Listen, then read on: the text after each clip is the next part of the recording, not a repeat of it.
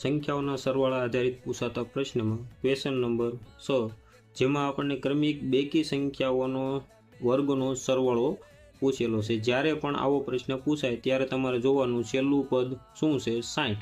તો 60 પછીના બે પદ સાથે શું કરવાનો, ગુણાકાર। 60 ગુણ્યા 61 ગુણ્યા 62 ભાગ્યા કેટલા કરવાના થશે તમારે, 6। 6 10 કેટલા થશે, 60।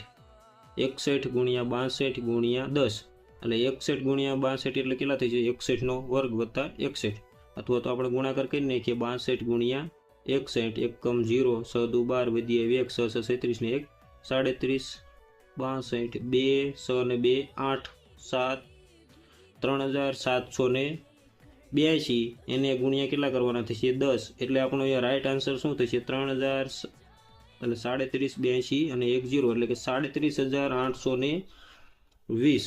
ક્રમિક 60 સુધીની બેકી સંખ્યાઓનો વર્ગનો સરવાળો કેટલો થશે, તો કે 37820। આનું સૂત્ર કંઈક આવું છે, આ આપણે ડાયરેક્ટ સમજાવેલું છે, પણ સૂત્ર કંઈક આવું છે કે n વત્તા 1 n વત્તા 2 ભાગ્યા 6।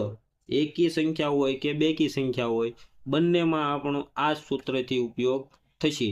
એમાં તમારે શું થશે, જે છેલ્લી સંખ્યા છે એ સંખ્યાનો ગુણાકાર અને એના પછીની બે સંખ્યાઓ લઈ લેવાની એટલે આપણને રાઈટ આન્સર મળી જશે। જેમ કે અહીંયા 60 છે તો 60 પછી કોણ આવે, 61 અને 62, આ ત્રણ સંખ્યાઓનો શું કરવાનો, ગુણાકાર અને એને ભાગ્યા કેટલા કરવાના, 6, એટલે આપણને રાઈટ આન્સર મળી જશે।